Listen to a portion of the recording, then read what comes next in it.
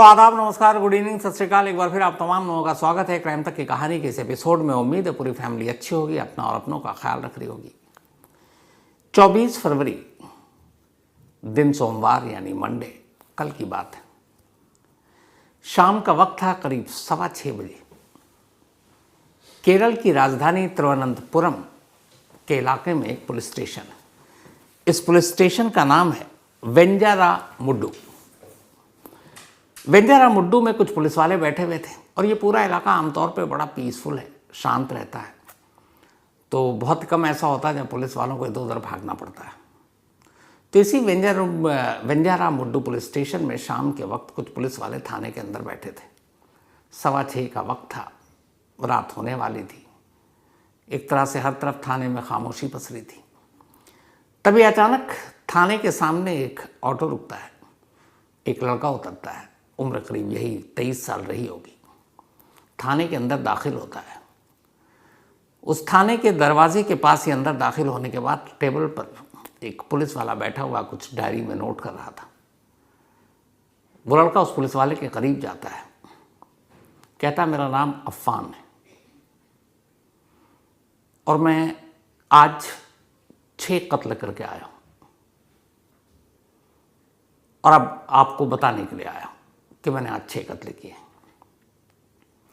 Police वाला अचानक लिखते लिखते उसकी तरफ देखता। पहले उसे लगा कोई कंप्लेंट दर्ज कराने आया। आमतौर पर लोग थाना जो है में आते हैं शिकायत करने के लिए। कोई मुजरिम, कोई कातिल, कोई रेपिस्ट खुद चलकर बहुत कम आता है। बहुत कम क्या, कभी कभार। तो पुलिस वाला उसकी बात सुनकर पहली बार नज़र उठाता और उसे हैरानी से देखता है। पहले लगता है ये मजाक कर रहा है। वो लड़का भी समझ जाता है कि शायद पुलिस वाले को उसके कहे पर यकीन नहीं। वो कहता है कि मैं फिर से कह रहा हूँ कि मैं 6 कत्ल कर चुका हूँ और 6 कत्ल करने के बाद अब पुलिस स्टेशन में आया हूँ। और अगर आपको यकीन ना हो तो एक एड्रेस दे रहा हूँ। ये एड्रेस इसलिए दे रहा हूँ कि पुलिस स्टेशन के सबसे करीब यही पता है। आप इस एड्रेस पर किसी पुलिस वाले को भेजिए। घर के अंदर 3 लाशें पड़ी हैं और मैंने उस घर के किचन में जो गैस है, कुकिंग गैस, उसका नॉब ऑन कर रखा है।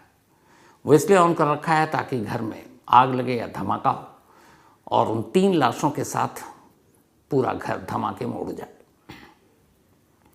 जितनी सीरियसनेस के साथ वो लड़का बोल रहा था, पहली बार पुलिस को गंभीरता का अंदाज़ा हुआ। उसने फ़ौरन अपने साथी पुलिस वाले को बुलाया। वो पता उसके हाथ में दिया और कहा है कि जाओ और जाकर देख कर आओ इस घर में क्या है। 4 पुलिस वाले इस वेंजारामुड्डू थाने से निकलते हैं पुलिस की गाड़ी में और ज़्यादा दूरी पर नहीं था वो घर जिसका पता उस लड़के ने दिया था। पुलिस की टीम वहाँ पहुँचती है। घर के बाहर ताला लगा हुआ था। अब पुलिस वालों को देखकर आस पड़ोस के लोग भी आ जाते हैं। पुलिस की टीम ताला तोड़ती है। तोड़ने के बाद अंदर दाखिल होती है। जैसे वो अंदर दाखिल होती है, उन्हें अचानक गैस की बू आती है। पहली चीज़ उस लड़के ने सही कही, इसका मतलब। अब वो सीधे अंदर जाते हैं किचन की तरफ, क्योंकि उन्हें डर था कि गैस का नॉब अगर ऑन है और कोई आग की चिंगारी कुछ भी उठी तो धमाका हो जाएगा। भागते हुए किचन की तरफ जाते हैं। किचन में गैस का नॉब ऑफ करते हैं। अब वो वापस किचन से बाहर निकलते हैं। सामने की तरफ एक हॉल था। जैसे ही हॉल में दाखिल होते हैं, देखते हैं फर्श पर एक लाश पड़ी है। लाश एक बच्चे की थी, उम्र 12-13 साल रही होगी। वो लाश अफ़ान के छोटे भाई की थी। उसके सर पर चोट के गहरे निशान थे। अब पुलिस की टीम उसके बाद अंदर दाखिल होती है। पहला कमरा दिखाई देता है। उस कमरे में भी लॉक लगा था। पुलिस की टीम चारों तरफ देखती है कि विंडो दिखाई देता है। विंडो में शीशा था। पुलिस की टीम शीशा तोड़ती है, कमरे के अंदर दाखिल होती है खिड़की के ज़रिए। अंदर बिस्तर पर एक और लाश पड़ी थी। ये लाश अफ़ान की अम्मी की थी, सर पर गहरी चोट। अब पुलिस दोनों लाश को उठाती है। तब तक एक ने फ़ोन कर दिया, एम्बुलेंस वहाँ पहुँच चुका। दोनों लाश को उठाकर अब एम्बुलेंस में डाला जाता है। लेकिन तभी पुलिस को एहसास होता है कि कमरे में जो लेडी की लाश मिली उसकी शायद सांसें अब भी चल रही हैं, यानी वो जिंदा है। पुलिस वाले फ़ौरन उसे अस्पताल की तरफ भेजते हैं। बच्चे की लाश को भी उसी एम्बुलेंस में डाला जाता है।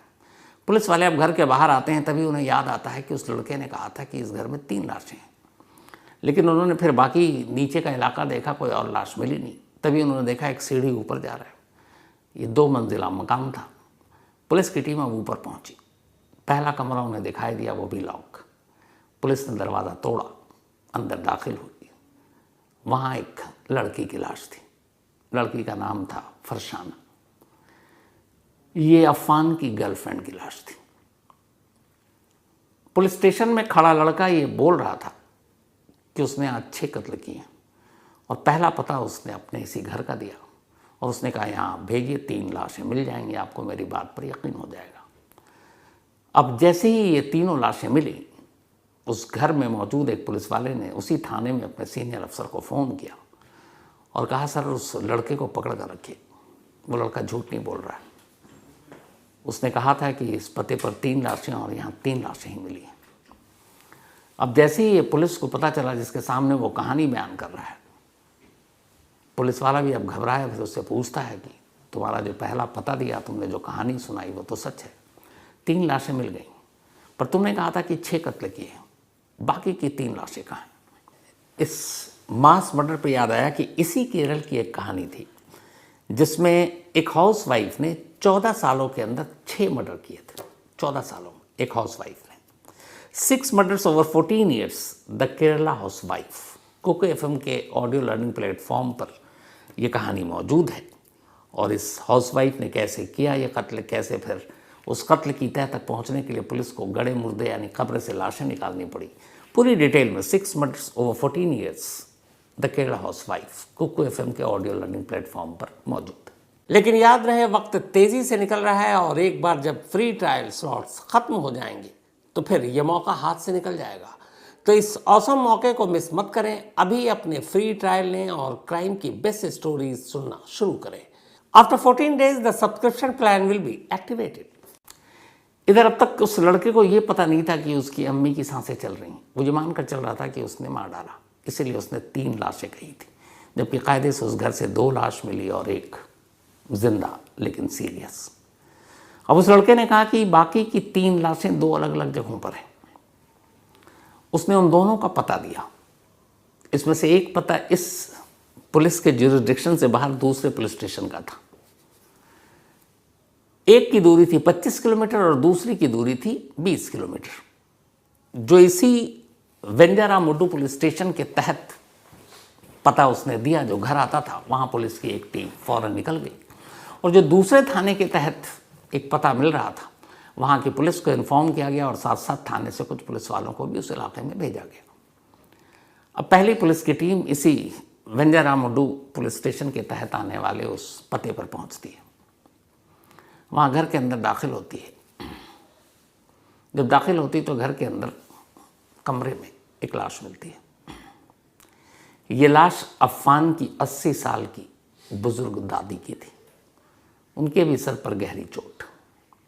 वहाँ से पुलिस थाने फ़ोन करता है कि सर लड़का सही कह रहा है, 4थी लाश यहाँ है। अब एक पता उसने और दिया और उसने कहा था कि वहाँ भी लाश पड़ी है। तब तक उस दूसरे पुलिस स्टेशन की पुलिस वहाँ पहुँच चुकी थी। घर के अंदर दाखिल होती है, वहाँ भी दरवाज़ा बंद। अंदर जाती है, जाकर देखती है कि एक बेड पर और एक फर्श पर 2 लाशें पड़ी हैं, एक मेल और एक फीमेल। एक लाश उसमें से अफ़ान के अपने सगे चाचा की थी और दूसरी लाश उसकी अपनी सगी चाची की। पुलिस फ़ौरन थाने फ़ोन करती है, कहती साहब यहाँ भी 2 लाश मिली है। अब जब उसको काउंट किया गया तो पता चला कि कायदे से उसके हिसाब से 6 लाश है, लेकिन इसमें से 5 लाश है, एक जिंदा है अभी। लड़के ने सही कहा था। अब पुलिस को जैसे एहसास हुआ कि ये लड़का मजाक नहीं कर रहा है, खुद थाने चल कर आया, खुद थाने में खड़ा होकर कह रहा है कि आज मैं 6 कत्ल करके आया हूँ। और वो 6 की 6 लाशें, बल्कि 5 लाशें और एक जिंदा उसकी माँ मिल चुकी हैं। पुलिस अब उसे ऑफिशियली अरेस्ट करने के लिए आगे बढ़ती है। जैसे ही पुलिस आगे बढ़ रही होती है तभी वो लड़का कहता है कि आपको मैंने कहानी तो सुना दी, पर अब मैं भी मरने वाला हूँ। ये सुनते ही पुलिस वालों के हाथ पांव कांपने लगते हैं। उन्हें लगता पता नहीं ये कुछ कर ना दे, इसके पास कुछ है तो नहीं।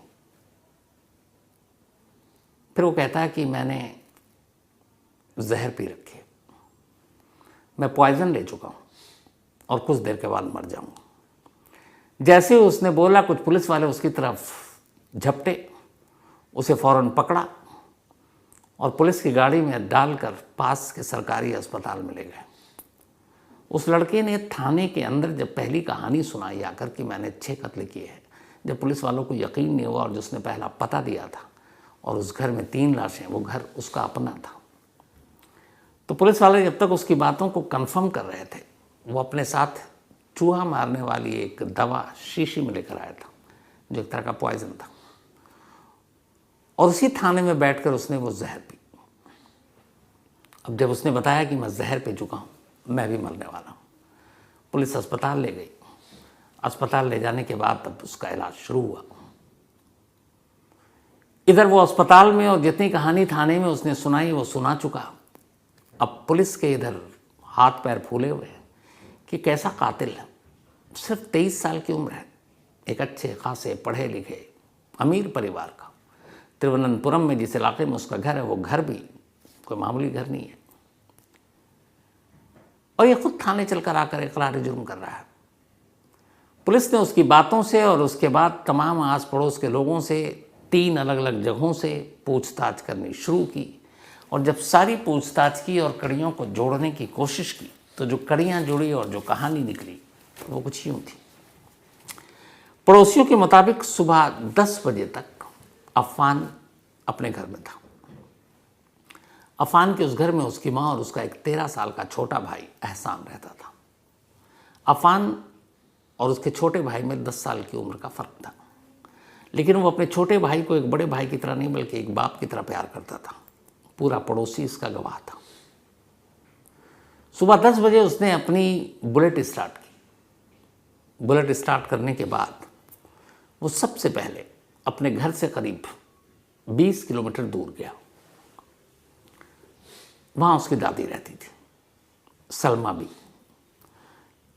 जब वो अपने बुलेट को स्टार्ट करके घर से ले गया था, उस बुलेट के साथ एक हथौड़ा छुपा कर ले गया था। वो अपनी दादी के घर पहुंचता है। दादी अंदर थी। इससे पहले कि दादी कुछ समझ पाती, वो हथौड़ा अपनी दादी के सर पर मारता है। दादी गिर पड़ती है। फिर वो 1-2 वार करता है। थोड़ी देर में चेक करता है, घर में कोई और उस वक्त था नहीं, दादी की मौत हो चुकी थी। खून से सने उस हथौड़े को वो साफ़ करता है, उसे लपेटता है, बाहर से दरवाज़ा बंद करता है, वापस अपनी बुलेट स्टार्ट करता है, हथौड़े को बुलेट के साथ रखता है और अब वहाँ से आगे बढ़ जाता है। 5 किलोमीटर दूर सफ़र तय करने के बाद फिर वो एक घर के आगे अपनी बुलेट को रोकता है। ये उसके चाचा का घर था। बुलेट रोका, हथौड़ी उठाई, घर के अंदर दाखिल हुआ। कुछ चाचा समझ सकते, उससे पहले उसने चाचा के सर पर उसी हथौड़े से एक ज़ोर का वार किया।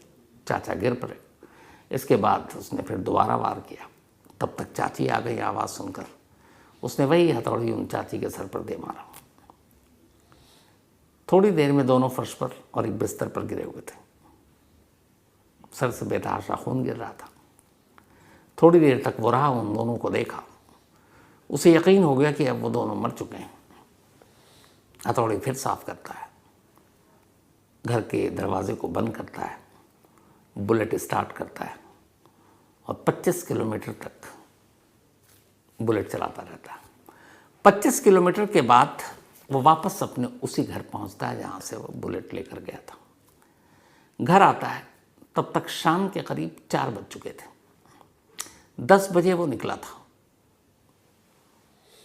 आने जाने में लगभग 50 किलोमीटर का उसने सफ़र तय किया और करीब करीब 6 घंटे आने जाने और 3 कत्ल करने में लगे। घर आया, माँ पहली मंजिल पर सो रही थी। छोटा भाई एहसान हॉल में था। छोटे भाई के पास गया। ऐसा लगा कि वो कुछ हुआ ही नहीं है। उसे बड़ा प्यार किया क्योंकि वो उसे बहुत प्यार करता था। छोटे भाई का एग्ज़ाम भी चल रहा था। उसके छोटे भाई को अरबियन फूड बहुत पसंद था। इसके बाद वो उससे पूछता है कि कुछ खाएगा, तो कहता हाँ अरबियन फूड। वो उसे बाहर लेकर आता है, उसी बुलेट पर बिठाता है। पास में ही एक रेस्तरां था अरबियन फूड का, वहाँ ले जाता है। अपने छोटे भाई एहसान को उसके पसंद का खाना खिलाता है। फिर वापस घर आता है। घर आने के बाद हॉल में जब उसका भाई अंदर की तरफ जाने लगा, वो चुपचाप से वही हथौड़ी निकालता है, पीछे से अपने छोटे भाई के सर पर एक जोर का वार मारता है। छोटा भाई वहीं गिर पड़ता है। थोड़ी देर में उसकी मौत हो गई। इसके बाद उसी हथौड़ी को लेकर अब वो फर्स्ट फ्लोर पे जाता है। कमरे में उसकी माँ सो रही थी। दरवाज़ा खोलता है, इससे पहले कि माँ की पूरी तरह से नींद खुलती, बिस्तर पर ही अपनी माँ के सर पर वो उसी हथौड़ी से एक और वार करता है। माँ वहीं लेटी रह जाती है। थोड़ी देर में माँ भी उसे लगा कि अब मर चुकी है। दरवाज़ा बंद करता है, लॉक करता है, वापस नीचे हॉल में आता है। हॉल में आने के बाद अब वो अपना मोबाइल निकालता है और कॉल करता है अपनी गर्लफ्रेंड को। उसकी गर्लफ्रेंड का नाम है फरसाना, उम्र 21 साल, इत्तेफाक से उसी पड़ोस में रहने वाली उसकी गर्लफ्रेंड। फरसाना को फ़ोन करता है और कहता है कि क्या तुम घर आ सकती हो, कुछ ज़रूरी बात करनी है। क्योंकि वो अक्सर घर आती रहती थी, दोनों परिवार एक दूसरे को जानते थे। फरसाना चली आती है खुशी खुशी। जैसे ही वो दरवाजे के अंदर कदम रखती है, अचानक वो पीछे हाथ में छुपाया हथौड़े निकालता है, फरसाना के सर पर दे मारता है। फरसाना वहीं गिर जाती है। इसके बाद वो उसे उठाकर ऊपर ले जाता है। ऊपर के कमरे में बिस्तर पर रखता है उसकी लाश, दरवाज़ा बंद कर देता है। फिर नीचे आता है। नीचे आने के बाद अब वो किचन में जाता है। किचन में कुकिंग गैस का नॉब ऑन करता है, सारे घर को देखता है, बाहर आता है, दरवाजे को लॉक करता है। दरवाज़ा बंद करने के बाद घर से बाहर निकलता है। थोड़ी दूर पैदल चलता है। एक ऑटो दिखाई देता है। ऑटो वाले को रोकता है और कहता है कि वो उसे वेंजारामुड्डू पुलिस स्टेशन ले चले। इसके बाद शाम के ठीक 6:15 बजे वो वेंजारामुड्डू में पुलिस स्टेशन में पहुंचता है और वहां जाकर जो पहला पुलिस वाला उसे दिखाई दिया, उसे ये सारी कहानी बताता है कि वो लगभग सुबह 10 बजे वो निकला था। 8 घंटे के अंदर 50 किलोमीटर का सफ़र तय कर 6 लोगों का कत्ल करके आ रहा है। और जब इस बात की गवाही मिल जाती है तब वो कहता है मैं तो जहर पी चुका हूँ। अब उसने अपनी पूरी कहानी बता दी, सारी बात सही साबित हो गई। अब सवाल यह था कि अफान ने ऐसा क्यों किया। जब अफान पहली बार थाने पहुंचा 6:15 बजे और जब उसने कहा कि वो 6 कत्ल करके आ रहा है, तो पुलिस ने उस वक्त सीरियसली तो नहीं लिया, लेकिन उससे पूछा कि अच्छा ठीक है कर दिया, क्यों किया। तो उसने एक बात कही थी। उसने कहा कि हम कर्ज में हैं, थोड़ी माली हालत ठीक नहीं है, बस इसीलिए हमने मार दिया। अब चूंकि वो अस्पताल में जहर पीने की बात थी, डॉक्टरों ने कहा भी आप पूछताछ कर नहीं सकते। तो फिर सवाल ये है कि उसने एक साथ 6 कत्ल, जो उसकी नज़र में वरना हुए 5 हैं, हालांकि उसकी अम्मी अस्पताल में और वो भी बेहद सीरियस है, तो क्यों किया। अब पुलिस उस क्यों का जवाब जानने के लिए आस पड़ोस के लोग, उसके जो बाकी रिश्तेदार बच गए हैं या बचे हुए हैं, उनसे पूछताछ शुरू की। जब पूछताछ शुरू की तो पता चला कि परिवार फाइनेंशियली बहुत ठीक ठाक परिवार है, माली हालत अच्छी है, पढ़ा लिखा परिवार है और कभी पड़ोस में किसी को कभी कोई शिकायत नहीं रही। और अफान एक होनहार लड़का, पढ़ने लिखने में तेज़, पूरा मोहल्ला उसकी शराफत के गुण गाता है।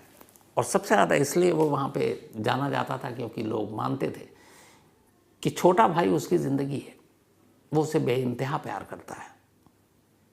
तो फिर उसने ऐसा क्यों किया। पता चला कि उसके फादर जो हैं वो गल्फ़ में नौकरी करते हैं अफान के, और कुछ वक्त पहले उसकी अम्मी उम्रा करके लौटी थी। इसने भी गल्फ़ में एक अपना बिजनेस शुरू किया, लेकिन कोरोना आ गया। कोरोना की वजह से बिजनेस उस रफ्तार को पकड़ नहीं पाए और वो बिजनेस इतना चला नहीं। तो फिर ये वापस केरल पहुंच गया। अब केरल में ही था, एक गर्लफ्रेंड थी और उस गर्लफ्रेंड को भी लेकर कोई ऐसा विवाद नहीं कि इस फैमिली को पसंद नहीं या उस फैमिली को पसंद नहीं। दोनों परिवार राजी खुशी, और इश्क के चक्कर में ये कत्ल हुआ, ऐसे कोई सबूत तो मिले नहीं। तो फिर इश्क नहीं, लड़की की वजह से कत्ल नहीं, तो फिर क्यों कत्ल। तो ये हुआ कि हाँ, कोरोना के बाद घर की माली हालत थोड़ी बिगड़ी, कुछ कर्ज था लेकिन इस कर्ज के लिए वो मार डाले, ये गले नहीं उतर रही बात, क्योंकि ऐसे कोई सबूत तो मिल नहीं रहे।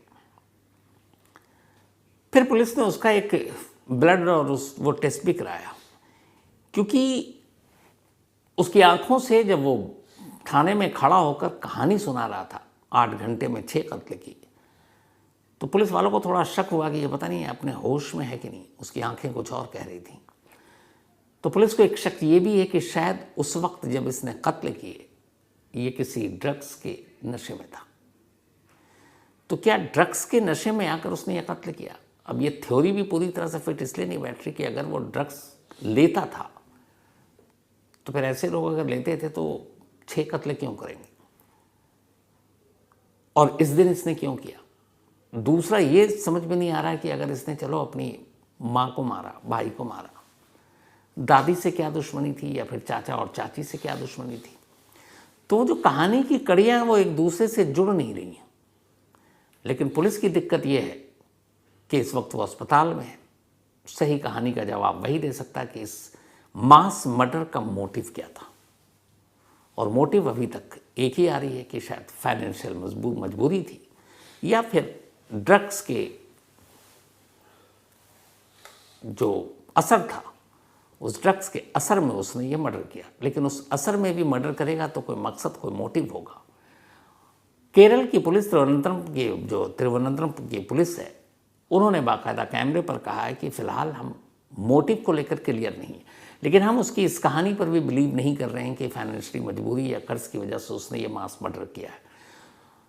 और जहाँ तक इश्क की बात है, उसको भी लेकर ऐसी कोई चीज़ अभी तक सामने नहीं आई है। तो अगर फाइनेंशियली या फिर कर्ज या फिर इश्क ये सब मोटिव नहीं है, तो सवाल यही है कि आखिर अफान ने 8 घंटे के अंदर 50 किलोमीटर का सफ़र तय कर उसके हिसाब से ये 6 कत्ल क्यों किया, जो 5 है। और उससे ही बड़ा सवाल ये कि सारे कत्ल करने के बाद वो खुद ही पुलिस स्टेशन क्यों गया और क्यों पुलिस को पूरी कहानी सुनाई, और क्या सचमुच उसके बाद वो जहर पीकर खुद भी मरना चाहता था। चूँकि ये वाक़या कल का है, 24 फरवरी की रात शाम 6:15 तो पहुंचा था, और अभी लगभग 24 घंटे हुए हैं, 24, 25, 26 घंटे। तो पुलिस इन्वेस्टिगेशन कर रही है, बाकी सारी चीज़ें मिल गई हैं, बस एक मोटिव की तलाश है कि इस मास मर्डर के पीछे मकसद क्या था। जैसे ये मकसद सामने आएगा आपके सामने ज़रूर रखूँगा और बताऊँगा, हो सकता है कल तक ये क्लियर हो जाए। लेकिन हैरानी की बात यह है कि जिस तरीके से उसने एक एक कर कत्ल किए और फिर जिस तरीके से खुद थाने पहुंचा, वो चौंकाने वाला है। और जब मीडिया के कुछ लोगों ने उस थाने के उन पुलिस वालों से बात की, कैमरे पर तो उन्होंने कहा नहीं, ऑफ द रिकॉर्ड, तो वो भी उनका ये साफ साफ कहना था कि वो लोग अपने अपने काम में यूँ ही बिजी थे, पीसफुल इलाका है। और जब उसने आगे कहा तो हमें लगा कि यार 23 साल का ये लड़का बच्चा मजाक कर रहा है, लेकिन बहुत कॉन्फिडेंटली बोल रहा था। और जब उसने कहा कि आपको अगर यकीन नहीं हो तो थाने के सबसे करीब है, क्योंकि 25 किलोमीटर दूर जाने आने में आपको वक्त लगेगा, ये रहा एक पता, एड्रेस, पहले आप वहाँ भेज दीजिए और देख लीजिए कि मैं सच कह रहा हूँ झूठ। और 4 पुलिस वाले गए और उन्होंने देखा, और वाकई उसके हिसाब से जो कहा था उसने, गैस का नॉब भी ऑन था, 3 लाशें भी मिली। तो ये भी अजीब है कि फिर वो सब कुछ करने के बाद पुलिस स्टेशन जाकर अपनी कहानी क्यों सुना रहा था। और अगर जैसा कि उसके हिसाब से उसने जहर पी ली और ख़ुद भी मरना चाहता है, तो ये काम पुलिस स्टेशन में जाकर क्यों करना चाहता था? सारे कत्ल करने के बाद शायद वो खुद भी आराम से घर में यही काम कर सकता था। तो ये कुछ सवाल हैं जिनके जवाब अभी सामने नहीं आए। जैसे ये जवाब सामने आएंगे, बाकी की कहानी आपके सामने कल ज़रूर पेश करूँगा, इसका फॉलोअप जो भी होगा। लेकिन अजीब अजीब कहानियाँ सामने आती हैं साहब, क्या किया जाए। चलिए, तो खैर इस लास्ट क्लाइमेक्स अभी इसका बाकी है, जो भी होगा बताऊंगा। फ़िलहाल इस अधूरी कहानी में इतना ही।